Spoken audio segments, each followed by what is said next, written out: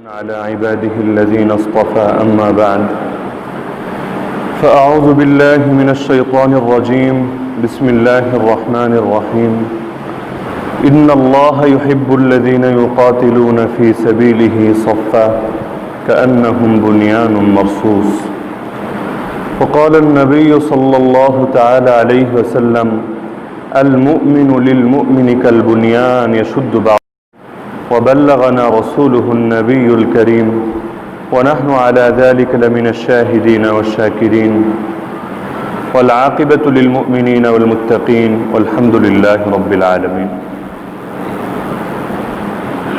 একজন মুমিন পরিপূর্ণ মুমিন হয় তখন যখন সে নিজেকে মন্দ গুণাবলী থেকে বাঁচায় এবং উৎকৃষ্ট গুণাবলী দ্বারা নিজেকে সজ্জিত করে।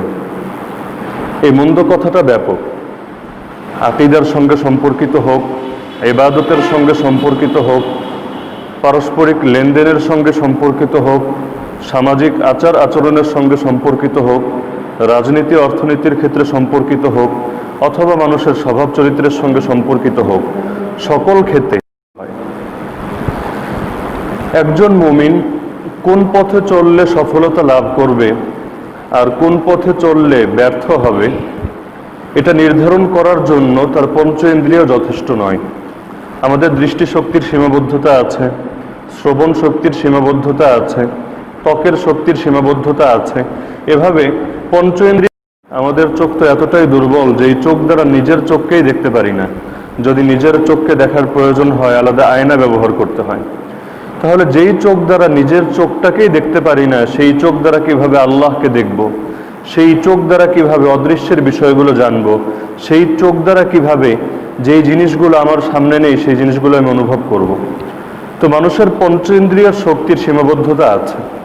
এই পঞ্চ ইন্দ্রিয়ের চেয়ে আরেকটু অ্যাডভান্স হলো মানুষের বিবেক, যে এই জিনিসটা মানুষ দেখে না।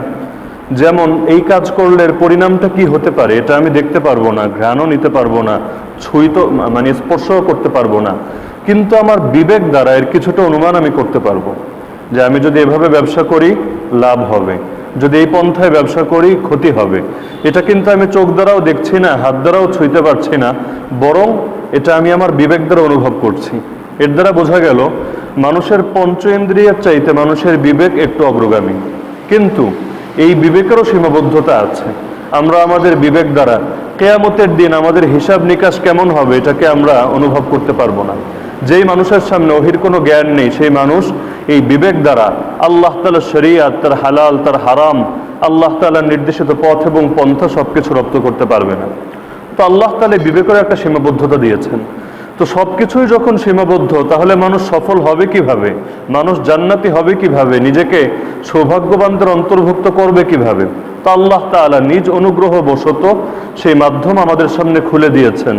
যুগে যুগে আল্লাহ তাআলা তার বার্তাবাহক নবী এবং রাসূল নামে যাদেরকে আমরা চিনি, যুগে যুগে আল্লাহ তাআলা সেই বার্তাবাহকদেরকেও পাঠিয়েছেন, আর আল্লাহ তাআলা আসমানি কিতাবও নাযিল করেছেন। নবী এবং রাসূলের প্রকৃত সংখ্যা কত ছিল এটা আল্লাহ তাআলাই ভালো জানেন। আসমানি কিতাবের সংখ্যা প্রসিদ্ধ আছে 104, একটা বর্ণনা 104-এর কথা দেখা যায়, কিন্তু এটাকেও একেবারে অকাট্য, ব্যর্থহীন এবং একমাত্র মত বলে মান্য করার সুযোগ নেই। তাহলে আল্লাহ তাআলা যুগে যুগে এত কিতাব নাজিল করেছেন, এত নবী এবং রাসূল পাঠিয়েছেন কেন? যেন মানুষ সত্যকে চিনতে পারে, সত্যকে জানতে পারে, যেন সে নিজেকে জাহান্নামের আযাব থেকে বাঁচাতে পারে, এই ক্ষণিকের দুনিয়ার পেছনে প্রতারিত না হয়ে সে যেন নিজেকে আখিরাতের জন্য, জান্নাতের জন্য প্রস্তুত করতে পারে। তো এই ক্ষেত্রে যেহেতু আল্লাহ তাআলা আমাদের সফলতার ভিত্তি রেখেছেন ওহির জ্ঞানের উপর, অদৃশ্যের উপর, সুতরাং যেই মানুষটা অদৃশ্যের সামনে নিজেকে সঁপে দেবে সেই সফল হবে। আর যে অদৃশ্যের সামনে নিজেকে সঁপে দেবে না, নিজের পঞ্চ ইন্দ্রিয়ের উপরে নিজের সবকিছুর ভিত্তি রাখবে, নিজের মূল্যবোধকে নিজের বিবেকের উপরেই সাজাবে, তাহলে সেই মানুষ কখনোই মুক্তিপ্রাপ্ত হবে না। এজন্যই আল্লাহ তাআলা কোরআনুল কারীম শুরুই করেছেন এভাবে। সূরা ফাতিহা তো হলো ভূমিকা, সূরাতুল বাকারা থেকে আল্লাহ শুরু করছেন। প্রথম আয়াত তো হলো আলিফ লাম মিম, যার অর্থ স্পষ্টভাবে কেউ বলতে পারবে না। দ্বিতীয় আয়াতে আল্লাহ বলছেন যালিকাল কিতাবু লা রাইবা ফীহি হুদাল লিল মুত্তাকিন, ওই কিতাবের ব্যাপারে সন্দেহের কোনো অবকাশও নেই, তা হচ্ছে মুত্তাকিদের জন্য হেদায়েত। কিন্তু মুত্তাকি কারা? কারা আল্লাহকে ভয় করে? এক নম্বর গুণই হচ্ছে আল্লাযীনা ইউমিনুনা বিল গায়ব, যারা অদৃশ্যের উপর বিশ্বাস স্থাপন করে। এই গাইব শব্দের অর্থই হলো যা পঞ্চ ইন্দ্রিয় দ্বারা অনুভব করা যায় না, নিজের বিবেক দ্বারা উপলব্ধি করা যায় না, সেটাকেই বলা হয় গাইব। তাহলে যেই ব্যক্তি গাইবের উপর ঈমান স্থাপন করে এই কোরআন তার জন্য হেদায়েত হবে। আর কেউ যদি গাইবের উপর ঈমান স্থাপন না করে, বিশ্বাস স্থাপন না করে, তাহলে এই কোরআন তার সামনে থাকতে পারে, তার কানের আওয়াজ পৌঁছতে পারে, কিন্তু সেই মানুষ হেদায়েত হতে পারবে না। আমরা রাসূলের মুখ থেকে কোরআনের তেলাওয়াত শুনিনি, কিন্তু আল্লাহ তাআলা আমাদেরকে কোরআনের দ্বারা উপকৃত হওয়ার তৌফিক দিয়েছেন। কিন্তু আবু জাহাল, আবু লাহাব, উতবা সাহেবা থেকে শুরু করে অনেক নরধম রাসূলের মুখ থেকে কোরআন শুনেছে, রাসূলকে নিজেদের চোখ দ্বারা দেখার সৌভাগ্য লাভ করেছে, তারপরও এই কোরআন তাদের কোনো উপকারে আসেনি। কেন? কারণ একটাই, তারা অদৃশ্যের উপর ঈমান আনয়ন করেনি। তাহলে একজন মানুষ সে যদি সফল হতে চায়, কোরআন দ্বারা উপকৃত হতে চায়, তার 1 নম্বর গুণ হতে হবে সে অদৃশ্যের সামনে নিজেকে সঁপে দেবে। ইসলাম মানেই তো হচ্ছে আত্মসমর্পণ করা, নিজেকে সঁপে দেওয়া।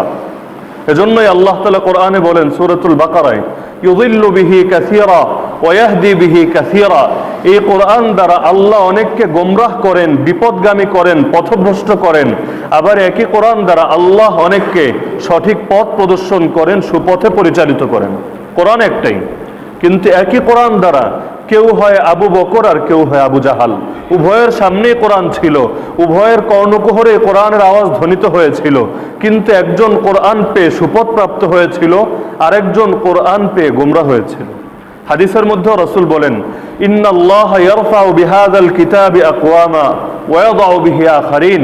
এই কোরআন দ্বারা আল্লাহ অনেক সম্প্রদায়ের মর্যাদা উন্নীত করেন, আবার অনেককে তিনি নত করে দেন। কোরআন একটাই, কিন্তু এই কোরআনের সঙ্গে আমার আচরণ কেমন হচ্ছে, এই কোরআন দ্বারা উপকৃত হওয়ার মতো গুণ আমার মধ্যে আছে কিনা, এর দ্বারা পার্থক্য হবে যে এই কোরআন আমার জন্য উপকারী হচ্ছে নাকি এই কোরআন আমার বিপক্ষে প্রমাণ হচ্ছে।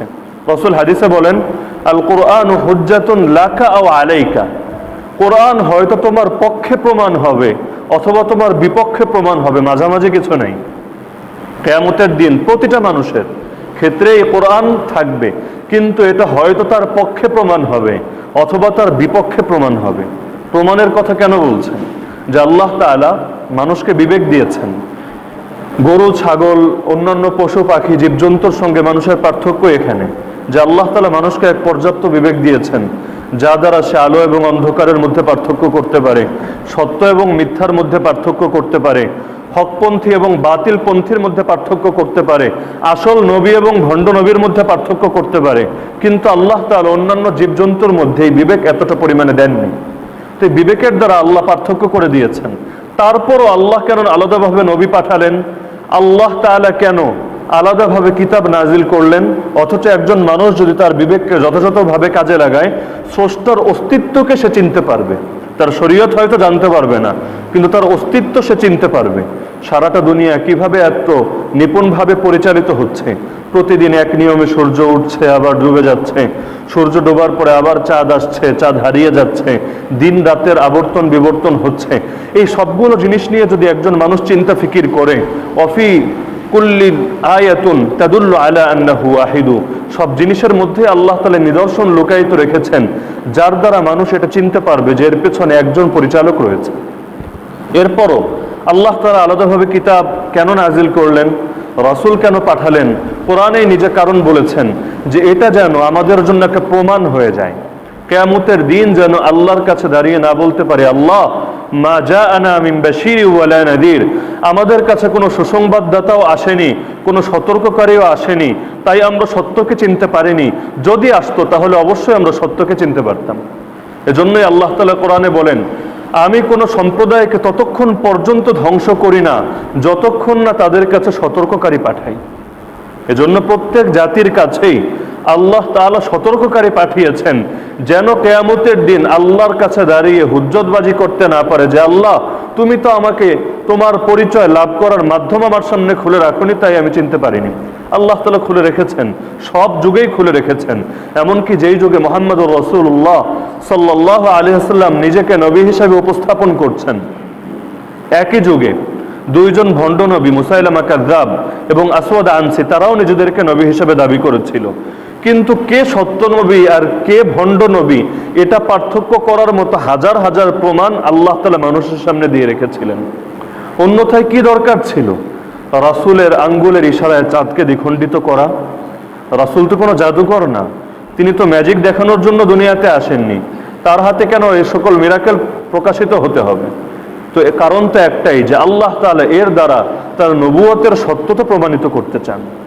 তো আল্লাহ তাআলা বিভিন্ন মাধ্যমে খুলে রেখেছেন যেন কোনো মানুষ কিয়ামতের দিন আল্লাহর কাছে হুজ্জতবাজি করতে না পারে, আল্লাহ আমি অপরগ হয়ে পড়েছিলাম, আমি তো সত্যকে চেনার ইচ্ছা করেছিলাম কিন্তু সত্যকে আমি চিনে উঠতে পারিনি। তো বলছিলাম যে একজন মানুষ প্রকৃত মুমিন হওয়ার জন্য নিজেকে সকল মন্দ গুণাবলী থেকে বাঁচিয়ে রাখতে হয় এবং সকল উৎকৃষ্ট গুণাবলী দ্বারা নিজেকে সজ্জিত করতে হয়। এখন এই মন্দ এবং উৎকৃষ্ট কথাটা ব্যাপক, এই কথাটা আমাদের সমাজেও প্রচলিত আছে, কিন্তু তারা সীমিত অর্থে বোঝে, ব্যাপক অর্থে বোঝে না। মানুষ মনে করে কারো যদি শুধু ইবাদত বন্দেগী ঠিক হয় আর আখলাক চরিত্র ঠিক হয় তাহলেই মনে হয় সে সবচেয়ে ভালো মানুষ। কিন্তু ইবাদত এবং আখলাক চরিত্র ইসলামের দুটো সাইড হলো, এর বাইরেও ইসলামের আরো অনেক সাইড রয়েছে। মূল সাইড ছিল আকীদা বিশ্বাস, ইসলামের অন্যতম স্তম্ভ ছিল পারস্পরিক আর্থিক লেনদেন, ইসলামের আর একটা গুরুত্বপূর্ণ বিষয় ছিল পারস্পরিক আচার আচরণ, সামাজিক আচরণ।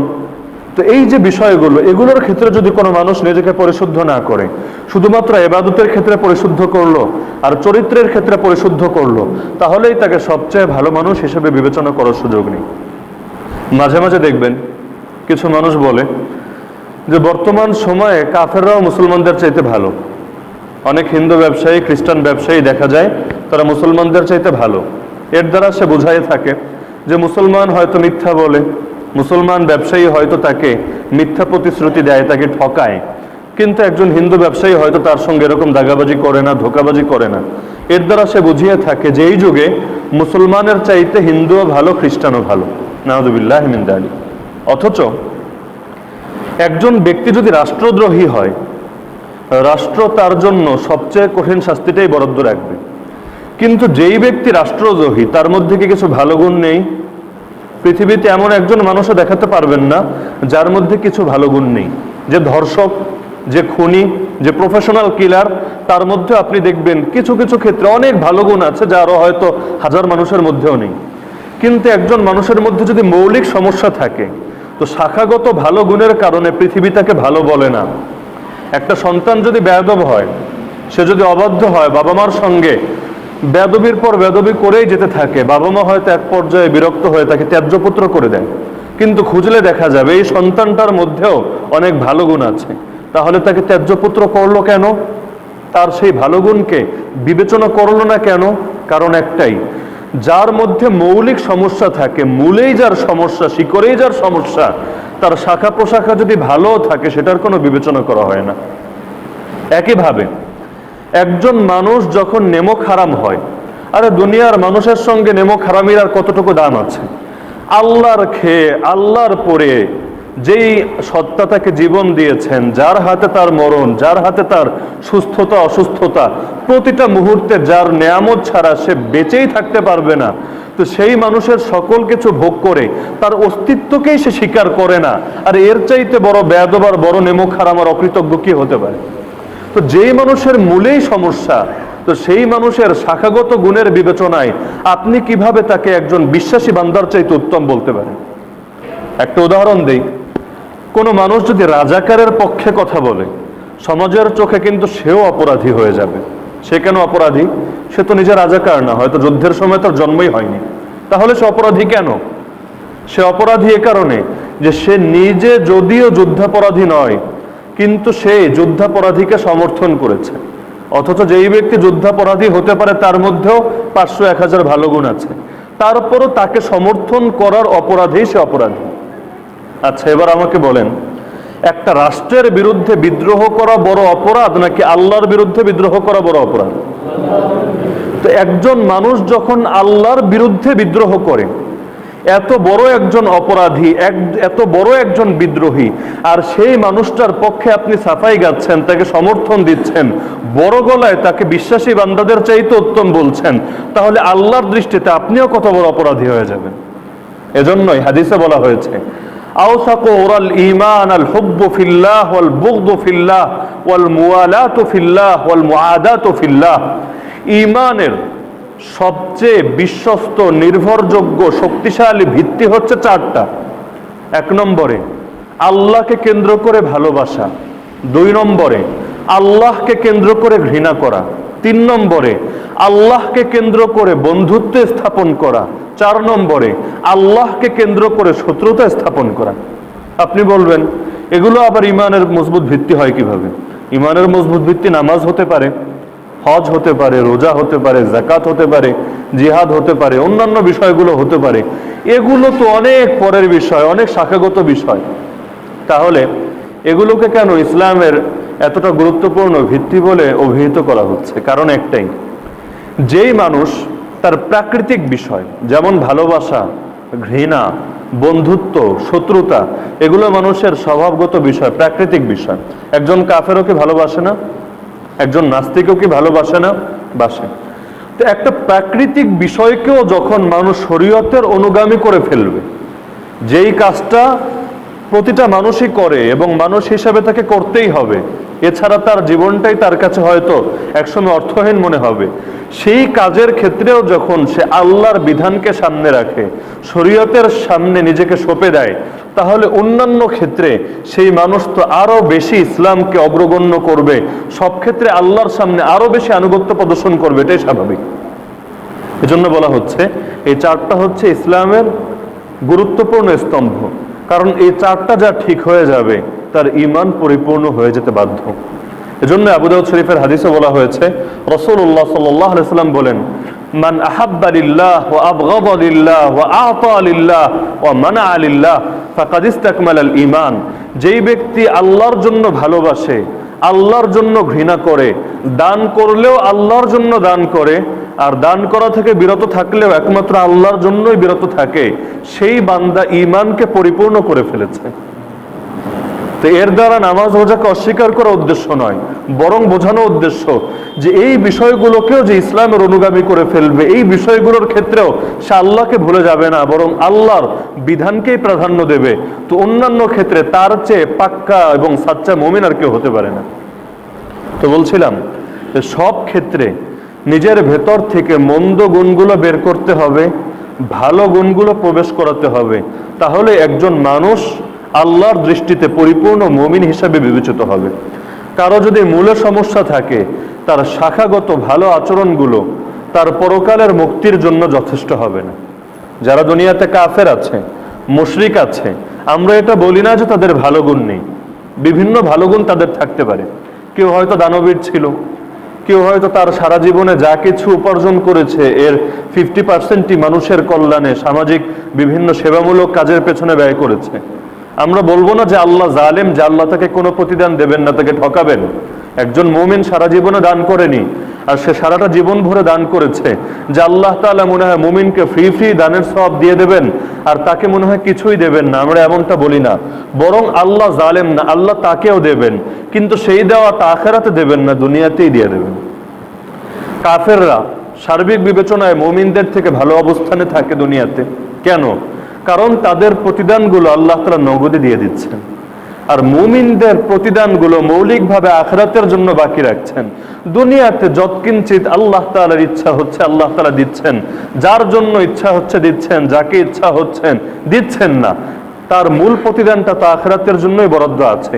এজন্যই তো যেই মুমিন বান্দা আল্লাহর নিকট দোয়া করে, কিন্তু তার হয়তো কোনো দোয়া আল্লাহর কাছে কবুল হয়নি, কিছু হয়েছে কিছু হয়নি, যে দোয়াগুলো কবুল হয়নি সেগুলো কিয়ামতের দিন সে উপস্থিত দেখতে পাবে যে আল্লাহ তাআলা সেগুলোর জন্য তার আমল নামে অনেক নেকি দিয়ে রেখেছেন।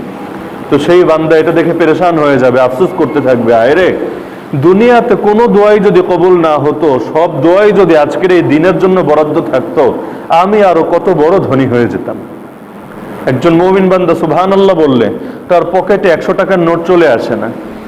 একজন মুমিন বান্দা সামান্য একটা ইবাদত করলে নগদ সে হয়তো বড় কিছু পেয়ে যায় না, কিন্তু কিয়ামতের দিন সে এক একটা সুবহানাল্লাহর এত ফজিলত দেখতে পাবে যে সে আফসোস করে বলবে, আরো কয়েকটা বার জিকির কেন বেশি করে আসলাম না। তাহলে মুমিনের প্রকৃত প্রতিদান তো আখিরাতের জন্য জমা আছে। আর কাফেরের প্রতিদান আল্লাহ তাআলা নগদ নগদ দিয়ে দিচ্ছেন। কেন? কারণ আল্লাহ তো জালেম না, প্রতিদান আল্লাহ অবশ্যই দেবেন। আখিরাতে যেহেতু দেবেন না, তাহলে দুনিয়ায় দিয়ে দিচ্ছেন, কারণ মরার পর থেকেই তার এমন শাস্তি শুরু হবে যেই শাস্তি কশ্চিন কালেও আর শেষ হবে না। তো এজন্য সব ক্ষেত্রেই নিজেকে পরিশুদ্ধ রাখতে হবে, মূলের ক্ষেত্রেও পরিশুদ্ধ রাখতে হবে, শাখাগত বিষয়ের ক্ষেত্রেও পরিশুদ্ধ রাখতে হবে, কিন্তু মূলের গুরুত্ব বেশি। এজন্যই তো বলা হয়েছে কোন মুমিন বান্দার যদি মূল ঠিক থাকে, অর্থাৎ তার ঈমান পরিশুদ্ধ আছে, আমলে হয়তো ত্রুটি ছিল, এই মানুষটাও একদিন না একদিন অবশ্যই জান্নাতে যাবে। কিন্তু আরেকজন মানুষের হয়তো বাহ্যিক কিছু আমল ঠিক আছে, কিন্তু তার ঈমানই নষ্ট, ভিতরে ঈমানই ঠিক নেই, শিরিকের কারণে, কুফরের কারণে, আকীদার বেদাতের কারণে তার ঈমানই নষ্ট হয়ে গিয়েছে। এই মানুষ যতই আমল করুক না কেন, আল্লাহর নিকট সে কিছুই পাবে না। গাছের শিকড় যদি কাটা হয়ে যায়, উপরে যতই পানি ঢালতে থাকা হোক না কেন, এই গাছ থেকে আগামী মৌসুমে ফলের কোনো আশা করা যায় না। তো এই জন্য মূল সবসময় ঠিক রাখতে হয়। মূল কিভাবে ঠিক রাখবে? আমাদের সমাজে মূলের গুরুত্ব সবচেয়ে কম, শাখার গুরুত্ব অনেক বেশি।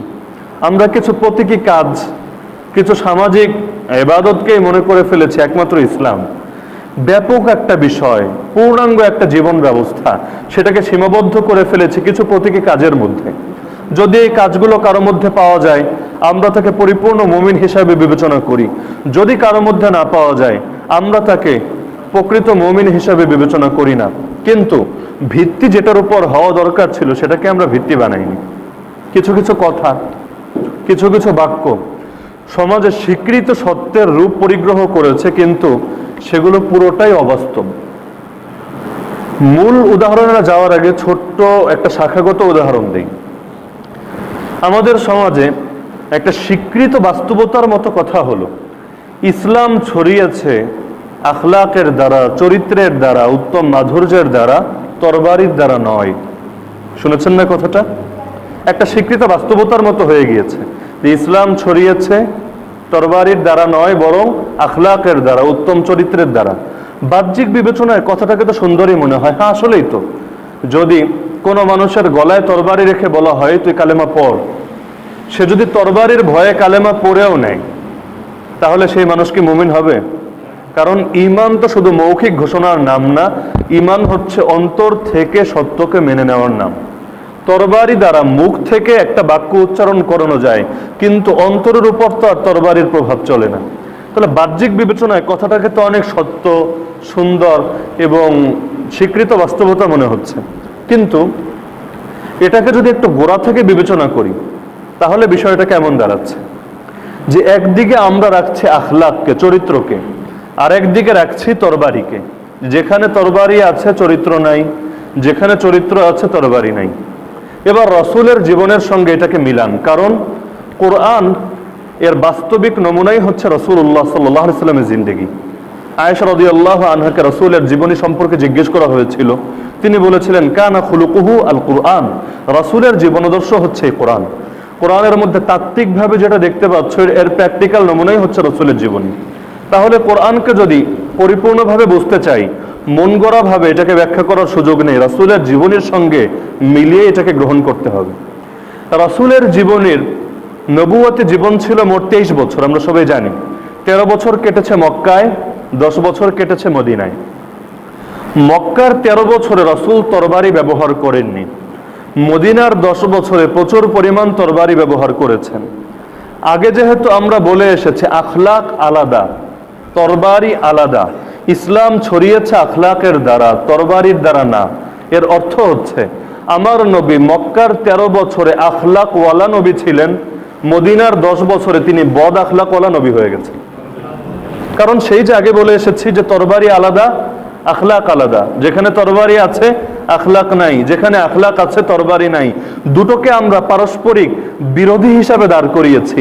তো এর অর্থ কি দাঁড়াচ্ছে? আমার নবী মদিনায় যাওয়ার পর 27টা যুদ্ধে নিজে নেতৃত্ব দিয়েছেন, আরো 47টা বাহিনী পাঠিয়েছেন।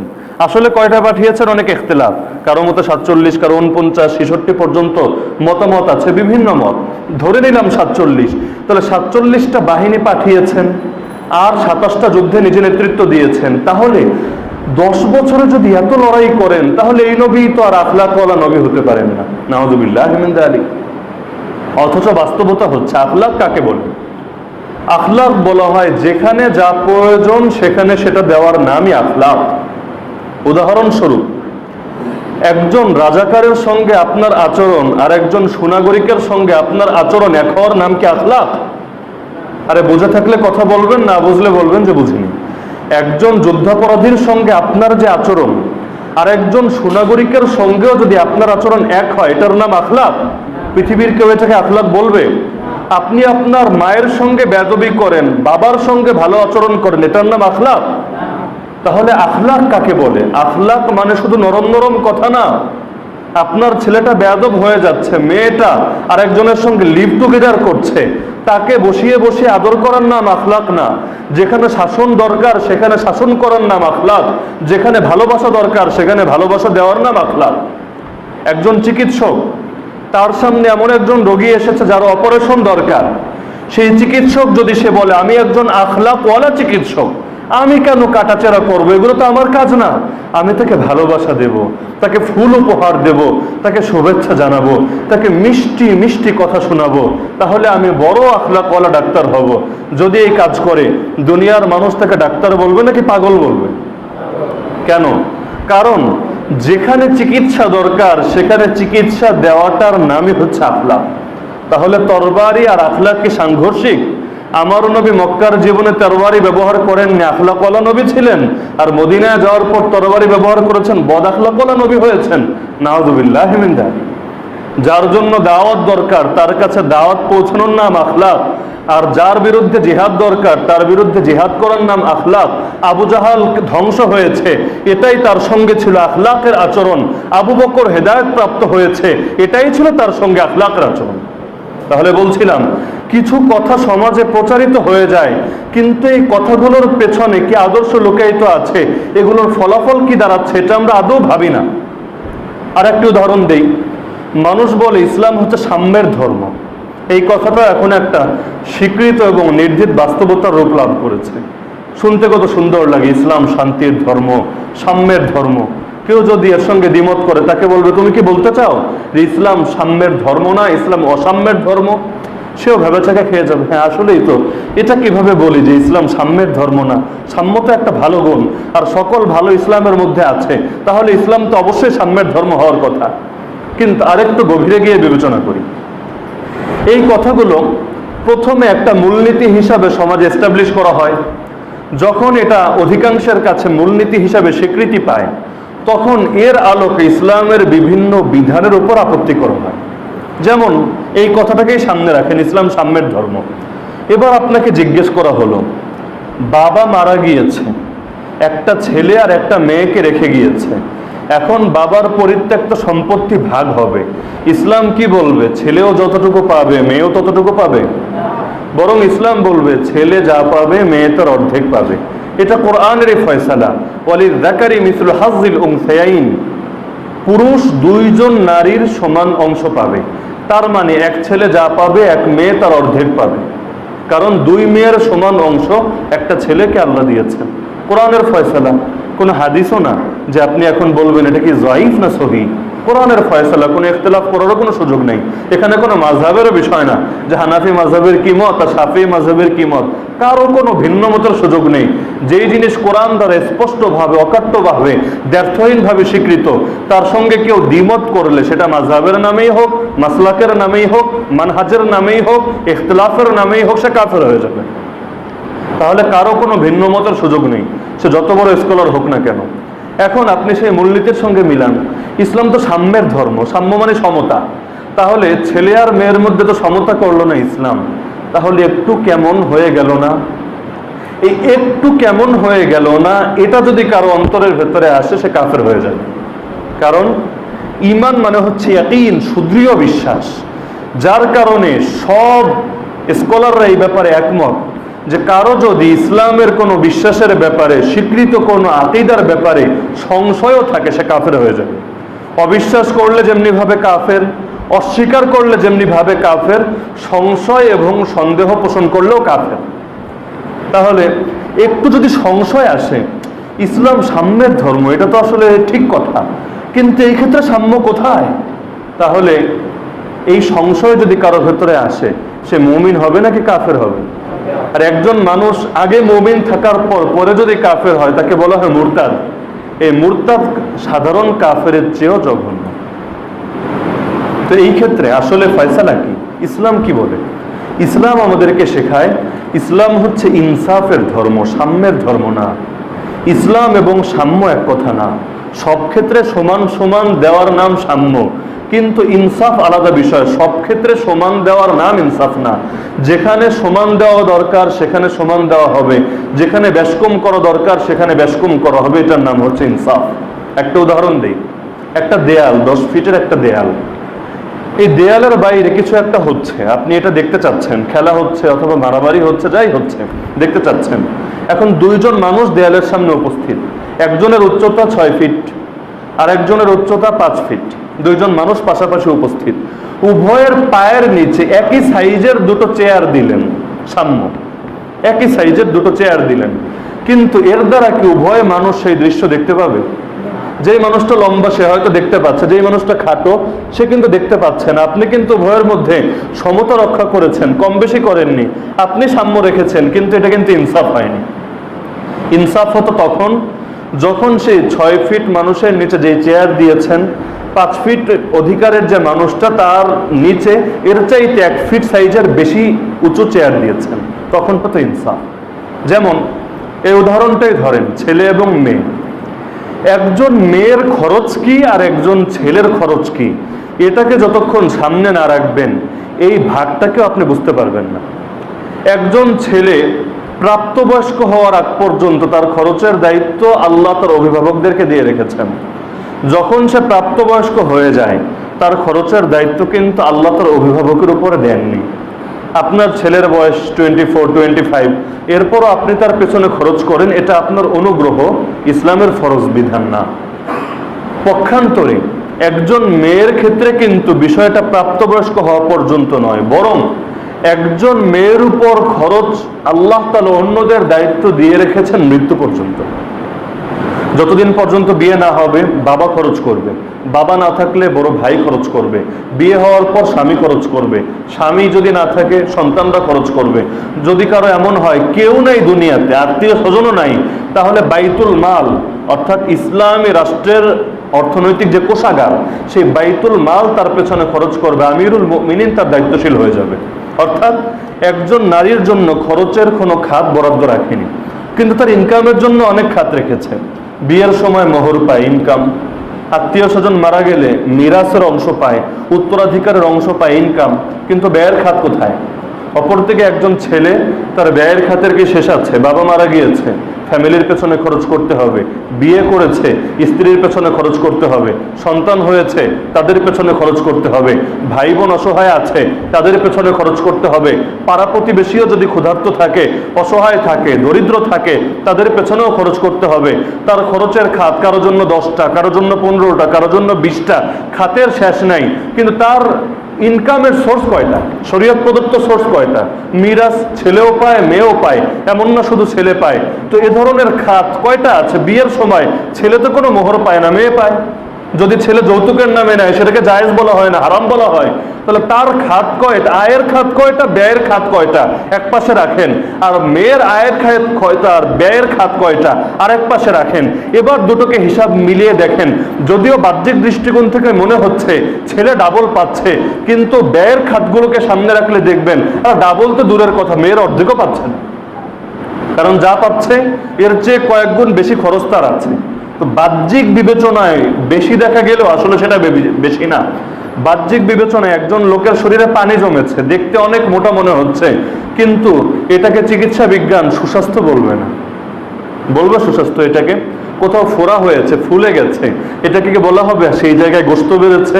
তো একইভাবে বাহ্যিক বিবেচনায় মনে হচ্ছে ছেলে বেশি পেয়েছে, কিন্তু আসলে ছেলে বেশি পেয়েছে নাকি মেয়ে বেশি পেয়েছে? একইভাবে বাপের পায়ের নিচে সন্তানের জান্নাত না মায়ের পায়ের নিচে সন্তানের জান্নাত? এক সাহাবী এসে জিজ্ঞেস করলো, হে রাসূল, মান আহাক্কু বিহুসনি সিহাবাতি, আমার উত্তম সদাচার পাওয়ার বেশি হকদার কে? রাসূল বললেন, উম্মাক, তোমার মা। আচ্ছা, এরপর কে? তোমার মা। এরপর কে? তোমার মা, এরপর কে? তোমার বাবা।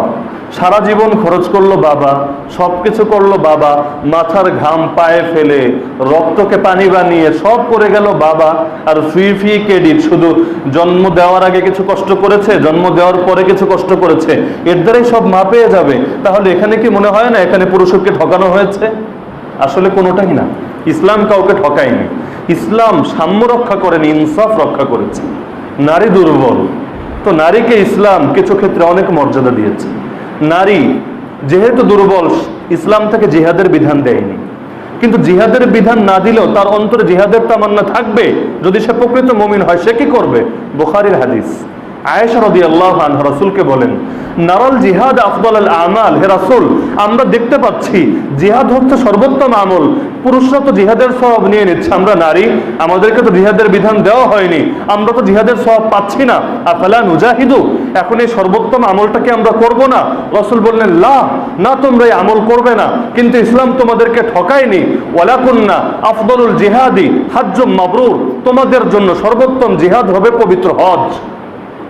তোমরা যদি কবুল হজ করো, এই হজের মধ্যে আল্লাহ তোমাদের জন্য জিহাদের সওয়াব দিয়ে দেবেন।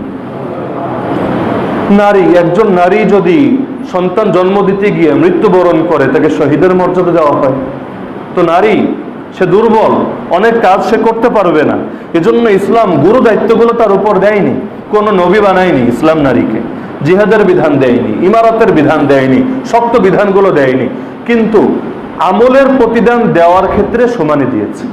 কোরআন জানাচ্ছে, মান আমিলা সালিহাম মিনকুম মিন যাকারিন আও উনসা, তোমাদের মধ্যে যে ব্যক্তি নেক আমল করবে, মিন যাকার, সে পুরুষ হোক, আও উনসা, অথবা সে নারী হোক, ওয়া মুমিন, যদি সে ঈমানদার হয়ে থাকে, ফালানুহিয়ান্নাহু হায়াতান তাইয়্যিবা, আমি আল্লাহ দুনিয়াতে তাকে পবিত্র জীবন দান করব। একইভাবে আখিরাতেও আল্লাহ তাআলা তাকে প্রতিদান দিয়ে দেবেন। এমন না নারী নামাজ পড়লে সওয়াব কম পাবে, যেহেতু তার নামাজ ঘরে পড়ে, পুরুষ যেহেতু নামাজ মসজিদে পড়ে তার সওয়াব মনে হয় বেশি হবে, না। ইসলাম নারীর জন্য বিধান সেটা দিয়েছে, তাকে সওয়াব ইসলাম দিয়ে দেবে, তার জন্য উত্তমই বলা হয়েছে এটা। এজন্যই তো রাসূল বলেছেন, একজন নারীর জন্য ফি কারি বাইতিহা, তার ঘরের অভ্যন্তরে নামাজ আদায় করাই তার জন্য উত্তম। তার মানে ইসলাম ইনসাফ রক্ষা করেছে, সাম্য না। যদি কোথাও এক সমান করার নাম ইনসাফ হয়, ঠিক আছে, যদি কোথাও ব্যসকম করার নাম ইনসাফ হয়, তাহলে ইসলাম সেই ক্ষেত্রে ব্যসকমই করেছে। অন্যথায় ইসলাম যদি সব ক্ষেত্রে সাম্য রক্ষা করে, কাফেরও স্বর্গে যাওয়া দরকার, জান্নাতে যাওয়া দরকার, কারণ সাম্য তো। মুমিন জান্নাতে যাবে, সে কেন জাহান্নামে যাবে? অথবা আরেক সাম্যের উদাহরণ দেই, দুনিয়াতে সে কাফের ছিল 60 বছর, জাহান্নামে কেন চিরকাল চিরস্থায়ী ভাবে থাকবে? 60 বছর জাহান্নামে থাকবে, এরপর তাকে বের করে জান্নাতে দিয়ে দিলেই তো হয়, সাম্য। কিন্তু আসলে না, ইসলাম রক্ষা করেছে ইনসাফ। ইসলাম ভিত্তি সমতার উপর রাখেনি, ইসলাম অন্তর দেখেছে, বাহ্যিকতা দেখেনি। বাহ্যিকতা হলো একজন মানুষ মুনাফিক, সেও তো নামাজ পড়ে, কিন্তু এই নামাজ আল্লাহর নিকট কবুল হয় না। একইভাবে একজন মানুষ কুফরি কয় বছর করেছে দেখার বিষয় না। পরীক্ষার হলে একটা ছাত্র পরীক্ষা দেয় 3 ঘন্টা, কিন্তু তাকে যখন ফলাফল দেওয়া হয়, এই ফলাফলের যে আচরণটা, এটা সে 3 ঘন্টা ভোগ করে না, সারা জীবনে ভোগ করে। তার এসএসসির ফলাফল কি ছিল, এইচএসসির ফলাফল কি ছিল, সার্টিফিকেটে যা লেখা, এটাকে 3 ঘন্টা বিবেচনা করা হয় না, সারা জীবনে বিবেচনা করা হয়। তো দুনিয়া হচ্ছে একটা পরীক্ষার হল, পরীক্ষা দিচ্ছে মানুষ এখানে। তো পরীক্ষার হলের মধ্যে যদি কেউ ভুল করে, তাহলে ফলাফল যদি খারাপ আসে, সারা জীবনই ক্ষতি ভোগ করবে, যদি ভালো আসে সারা জীবনে উপভোগ ভোগ করবে। এমন না 3 ঘন্টা পরীক্ষা দিয়েছে, ফলাফলও 3 ঘন্টাই দেওয়া হবে। একইভাবে আর একটা কুফরি কথা হচ্ছে, এই সবগুলোই কিন্তু কুফরের উদাহরণ। যে কথাগুলো বাহ্যিক বিবেচনায় সত্য মনে হতে পারে, কিন্তু এটার পেছনে যে আদর্শ কার্য করে, আদর্শ ইসলাম সম্মত না। আর যা কিছু ইসলাম সম্মত না, সেটাই তো কুফর। ইসলামের বাইরে যা আছে, নাম যাই দেন না কেন, সবই কুফর। সকল নবীর ধর্মের নাম ছিল ইসলাম। অনেক মানুষ এটা জানে না। কেউ ভাবে এক এক নবীর মনে হয় এক এক ধর্ম ছিল, ধর্মে ধর্মে মনে হয় ভিন্নতা ছিল। না, শরিয়াতে ভিন্নতা ছিল, কিন্তু দ্বীনের মধ্যে ভিন্নতা ছিল না। বলবেন দুইটা আবার কি 2 জিনিস নাকি? হ্যাঁ, একটা হচ্ছে শাখাগত বিষয়, আর একটা হচ্ছে মৌলিক বিষয়। দ্বীনের মৌলিক বিষয়ে আদম থেকে শুরু করে মুহাম্মদুর রাসূলুল্লাহ সাল্লাল্লাহু আলাইহি ওয়াসাল্লাম, তাদের মধ্যে কোনো ভিন্নতা ছিল না। এমন না যে আদম এসে বলেছিলেন লা ইলাহা ইল্লাল্লাহ, একমাত্র আল্লাহই হচ্ছেন ইলাহ, আর আরেক নবী এসে বলেছিলেন না, ইলাহ তিনি একজন না, তার সঙ্গে আরো 10 জন আছে। নাউযুবিল্লাহি মিন যালিক। এরকম কোনো ভিন্নতা কেউ দেখাতে পারবে না যে এক নবী তাওহীদের কথা বলেছেন আর এক নবী শিরকের কথা বলেছেন। এক নবী বলেছেন আল্লাহ আছে, আর এক নবী বলেছেন আল্লাহ নাই। এক নবী বলেছেন আল্লাহ একজন, আর এক নবী বলেছেন আল্লাহ 2 জন। এক নবী বলেছেন কিয়ামত হবে, আর এক নবী বলেছেন কিয়ামত হবে না। ভিন্নতার অর্থ তো এগুলো। এরকম ভিন্নতা কেউ দেখাতে পারবে? তো দ্বীনের মধ্যে মৌলিক বিষয়ে কোনো কালেই কোনো ভিন্নতা ছিল না। ভিন্নতা ছিল কিসে? শাখাগত বিষয়ে। দুটো স্কুলের সিলেবাস হয়তো এক না, একটা ইংলিশ মিডিয়াম স্কুলের সিলেবাস আর জেনারেল স্কুলের সিলেবাস কি এক? কিন্তু তাই বলে সিলেবাস এক না, কিন্তু তাই বলে দুটোই তো শিক্ষা, কোনো শিক্ষাকে অস্বীকার করার সুযোগ আছে? তাহলে দিন, সব নবীর মৌলিক দিন এক, কিন্তু শরীয়তের মধ্যে শাখাগত বিষয়ের মধ্যে পার্থক্য ছিল। কাউকে নামাজ দেওয়া হয়েছিল 5 ওয়াক্ত, কাউকে 4 ওয়াক্ত, কাউকে 3 ওয়াক্ত, কারো রোজা দেওয়া হয়েছিল এতগুলো, কারো তার চেয়ে কম। কারোর জন্য এটা হালাল করা হয়েছিল, কারোর জন্য হারাম। কোন শরীয়তে উট খাওয়া হারাম ছিল, কোন শরীয়তে শুকর খাওয়াও হালাল ছিল। আমাদের জন্য একটা শরীয়ত দেওয়া হয়েছে। এই শরীয়তগুলোর ব্যাপারে আল্লাহ কোরআনে বলেন লিকুল্লিন জাআলনা মিনকুম শিরআতাও ওয়া মিনহাজা, প্রত্যেক নবীর জন্য আলাদা শরীয়ত বানিয়েছি।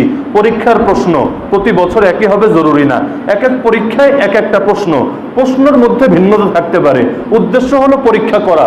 সূরাতুল মুলক আয়াত নম্বর 2, লিয়াবলুয়াকুম, আল্লাহ জীবন এবং মৃত্যুকে সৃষ্টি করেছেন উদ্দেশ্য একটা, তোমাদেরকে পরীক্ষা করবেন।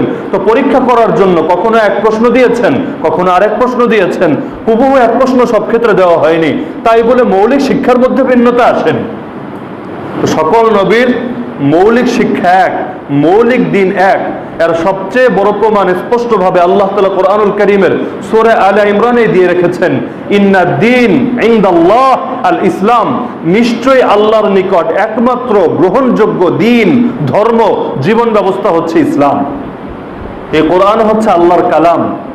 আল্লাহ যখন থেকে আছেন তার গুণও তখন থেকে আছে, তার কালামও তখন থেকে আছে।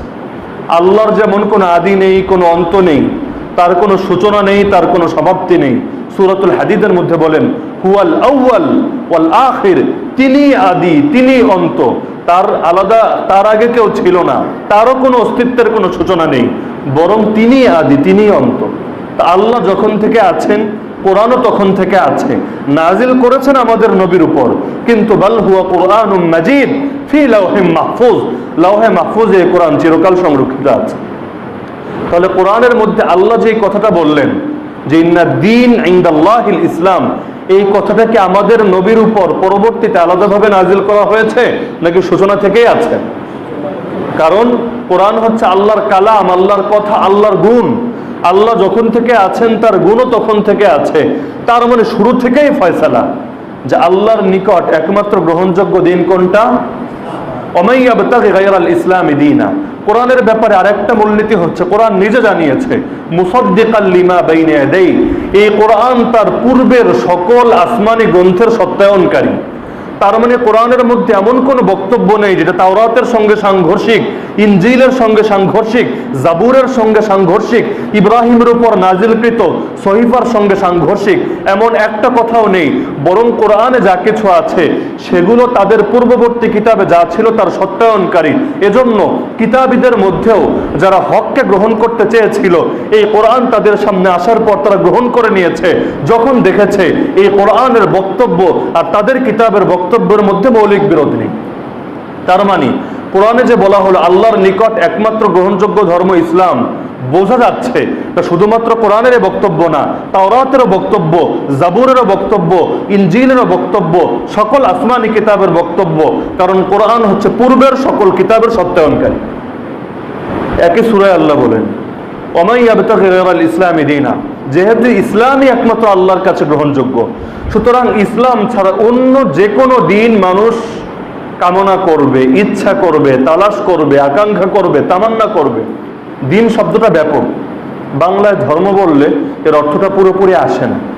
যেমন রব, আলহামদুলিল্লাহ রব্বিল আলামিন, রব শব্দের অর্থ আমরা বাংলায় কি বলি? প্রভু, প্রতিপালক, ইংলিশে বলে গড। কিন্তু এই প্রভু আর প্রতিপালক আরবি রব শব্দের যথাযথ প্রতিনিধিত্ব করে না।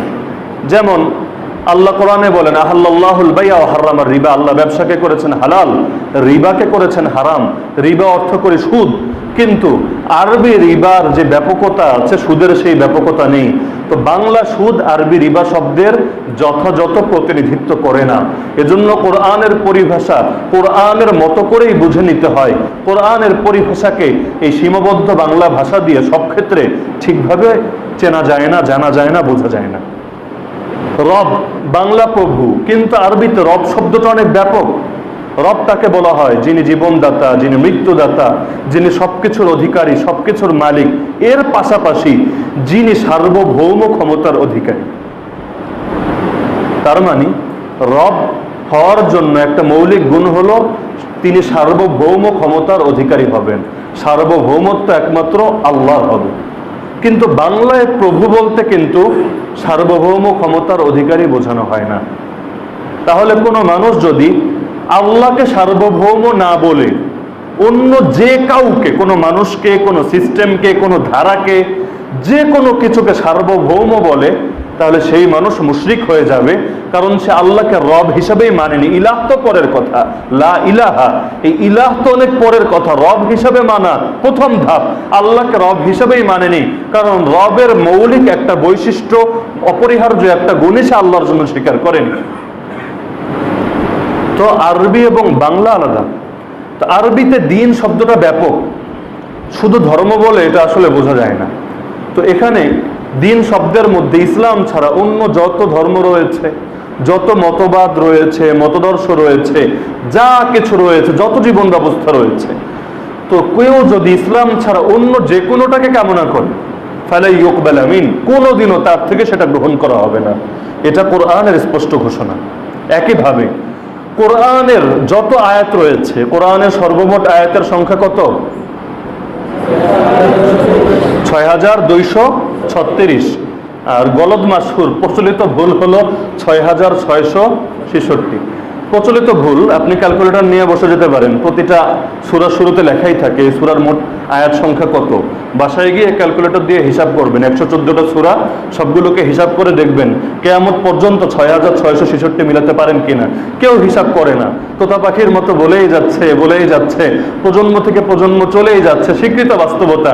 কিন্তু কেউ একবার যাচাই করার প্রয়োজন অনুভব করে না। দুনিয়ার ক্ষেত্রে কোনটা গুজব আর কোনটা রিয়েল নিউজ, কোনটা ফেক নিউজ মানুষ যাচাই করে। ইসলামের ব্যাপারে আসলে যাচাইয়ের দরকার নেই, বাপদাদার থেকে যা পেয়েছে সেটাই হক।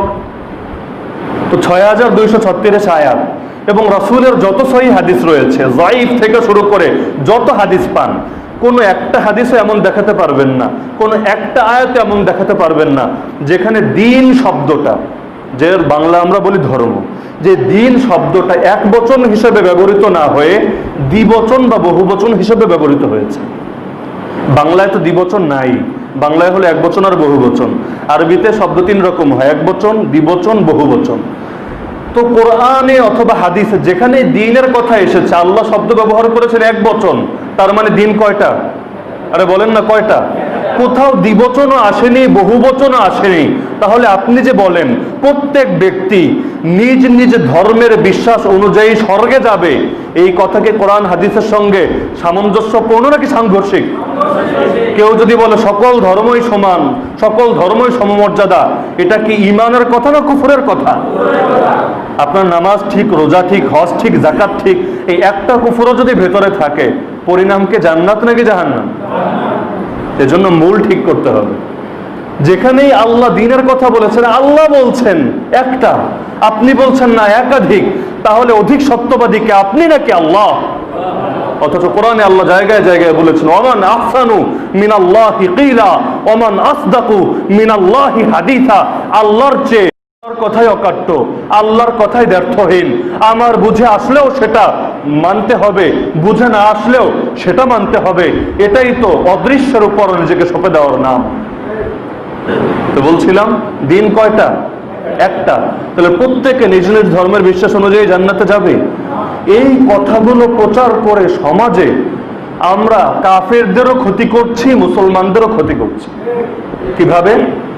কাফেরদের ক্ষতি করছি, তার ভেতর থেকে সত্যকে অনুসন্ধান করার আগ্রহ নষ্ট করে দিচ্ছে। সে যখন দেখবে একজন বড় মুসলিম স্কলার বলছে সকল ধর্মই সমান, যেই ধর্মই মানো তোমার ধর্ম অনুযায়ী মুক্তি পাবে, তোমার ধর্ম অনুযায়ী স্বর্গ পাবে। তাহলে সেই মানুষ ভাববে হ্যাঁ আমিও হক, সেও হক, তাহলে আমার কি দরকার তার ধর্ম নিয়ে যাচাই বাছাই করা, তার কিতাব অধ্যয়ন করা, কোরআন স্টাডি করা, ইসলাম নিয়ে রিসার্চ করা, কোনো তো দরকার নাই। কারণ একজন বড় মুসলিম স্কলারই বলেছে সেও হক আমিও হক। তাহলে সবাই যদি হক হয় তাহলে সমস্যা কোথায়? সবাই তো একই জায়গায় যাব, তুমি যাবা তোমার বিশ্বাস অনুযায়ী, আমি যাব আমার বিশ্বাস অনুযায়ী। অনেকে পথের সঙ্গে উদাহরণ দেয়, যেমন এই মসজিদে আসার ধরেন 4টা পথ। একটা হলো সেই গোয়ালন্দ থেকে আসবেন, বড়পুল থেকে আসবেন, ওই দিক থেকে আসবেন, এই দিক থেকে আসবেন, 4 দিক থেকে আসতে পারবেন, কিন্তু গন্তব্য মসজিদ। তো অনেকে বলে তুমি যেই ধর্মই মানো না কেন এগুলো হচ্ছে এক একটা পথ, মূল তো হচ্ছে স্রষ্টা। তো মূল যদি এক হয় যেটাই মানো না কেন তুমি তো সেই স্রষ্টার কাছে গিয়ে পৌঁছবে। নাউযুবিল্লাহি মিন যালিক। যখন এক জিনিসের শাখাগত ভিন্নতা থাকে, এগুলো হলো শাখাগত ভিন্নতা, রোডের ভিন্নতা, গন্তব্য তো এক, কিন্তু ধর্মের বিষয়গুলো তো এরকম না। ইসলাম বলবে লা ইলাহা ইল্লাল্লাহ, আল্লাহ হচ্ছেন এক, অদ্বিতীয়, একমাত্র উপাস্য। হিন্দুরা বলবে আল্লাহ একজন না 33 কোটি দেবতা। দেবতা কয়জন? ইসলাম মানে শুধু রব একজন সেটা না, ইলাও একজন। তার মানে পূজা চলবে একজনের, আরাধনা চলবে একজনের, উপাসনা একজনের, বন্দেগী একজনের, আনুগত্য একজনের, ইবাদত একজনের, মান্য করে একজনের।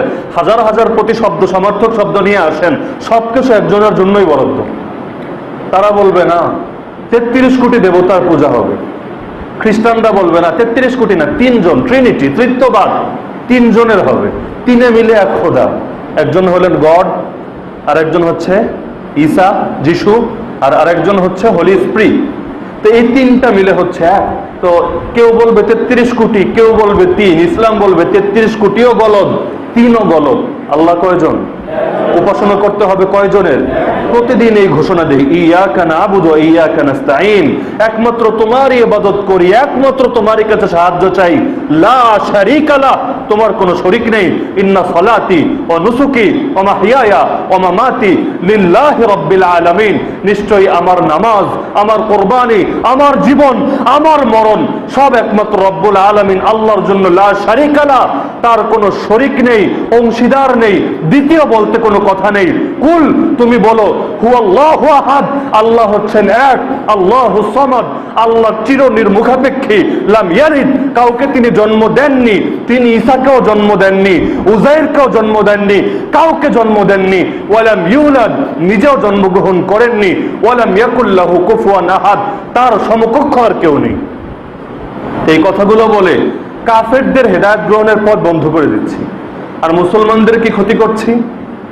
মুসলমান যখন জানবে সকল ধর্মই সমান, যেটা মানো মুক্তি পেয়ে যাবে, এরপর সে দেখবে মুসলমানরা বাহ্যিক বিবেচনায়, টেকনোলজির বিচারে বলেন, বিজ্ঞানের বিচারে বলেন, দুনিয়ার বস্তুগত সভ্যতা, সংস্কৃতি, বাহ্যিক যে বিষয়গুলো আছে এগুলোর ক্ষেত্রে মুসলমানদের চেয়ে তো ওরা এগিয়ে আছে।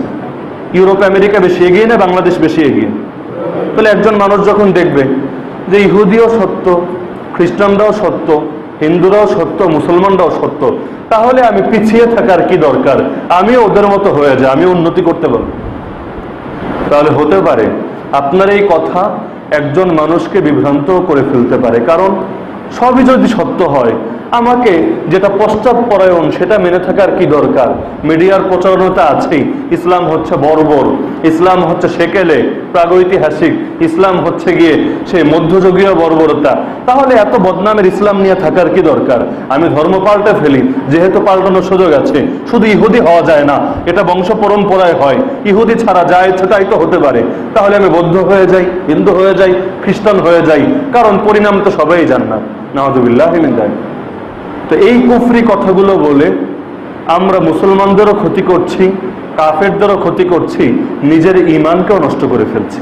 তো এজন্য বলছিলাম যে একজন মুমিন, প্রকৃত মুমিন হতে চাইলে সকল ক্ষেত্রে, মৌলিক ক্ষেত্র হোক আর শাখাগত ক্ষেত্র হোক, সকল মন্দ থেকে নিজেকে বাঁচাতে হবে। সেই মন্দ শিরকের শিরোনামে হোক, কুফরের শিরোনামে হোক, বেদাতের শিরোনামে হোক, সকল মন্দ থেকে বাঁচাতে হবে, ভালো গুণগুলোকে অর্জন করতে হবে। উদাহরণস্বরূপ একজন মানুষ যদি শিরক থেকে নিজেকে বাঁচায় কিন্তু আকীদার বেদাত না, আমলের বেদাতে যদি সে লিপ্ত হয়। মানে কি, রাসূল যেভাবে আমল করেছেন, সাহাবীরা যেভাবে আমল করেছেন, সেটা আমার জন্য যথেষ্ট না। আমাকে তার চেয়ে আরো কোনো আপডেট, আরো কোনো অধিক উন্নত ইসলাম আমাকে মানতে হবে, আরো উন্নত পন্থায় আমাকে ইসলাম পালন করতে হবে। সাহাবীরা রাদিয়াল্লাহু আনহুম, আল্লাহ তাদের উপর সন্তুষ্ট হয়েছেন, এই ঘোষণা পেয়েছেন যে সকলে ইবাদত করে। 10 জন সাহাবী এক মজলিসে জান্নাতের সুসংবাদ পেয়েছেন, যেই পন্থায় ইবাদত করে সেগুলো দিয়ে আমাদের মুক্তি পাওয়া যাবে না। আমাদেরকে এখন নতুন নতুন ভার্সন গ্রহণ করতে হবে। সেই ভার্সনটা এলাকা ভিত্তিক ভার্সন হোক, অঞ্চল ভিত্তিক ভার্সন হোক, ভাষা ভিত্তিক ভার্সন হোক, যাই হোক না কেন, সেটাকে আমাকে গ্রহণ করতে হবে। তাহলে মনে হয় তাদের চেয়ে আরো বড় ওলি হতে পারবো আমি। নাউযুবিল্লাহ মিন যালিক।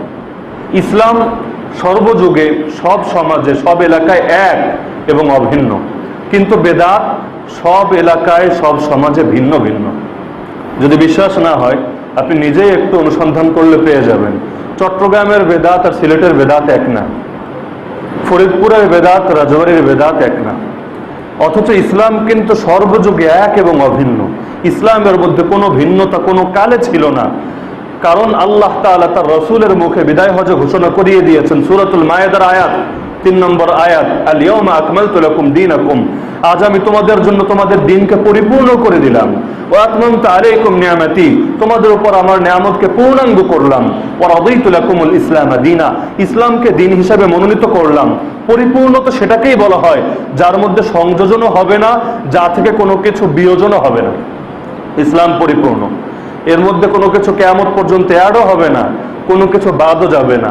তো বেদাত মানে হলো ইসলামের মধ্যে কোনো কিছুকে অ্যাড করা, কুফর মানে হচ্ছে ইসলামের মধ্যে হতে কোনো কিছুকে বাদ দেওয়া। তো যেই ব্যক্তি কুফরের পেছনে পড়বে, যেই ব্যক্তি বেদাতের পেছনে পড়বে, উভয় ব্যক্তি ধ্বংস হবে।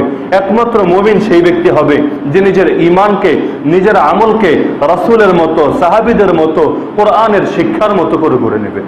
তো আল্লাহ তাআলা আমাদের সবাইকে জীবনের সব ক্ষেত্রে একমাত্র সহিহ ইসলামকে মান্য করার তৌফিক দান করুন।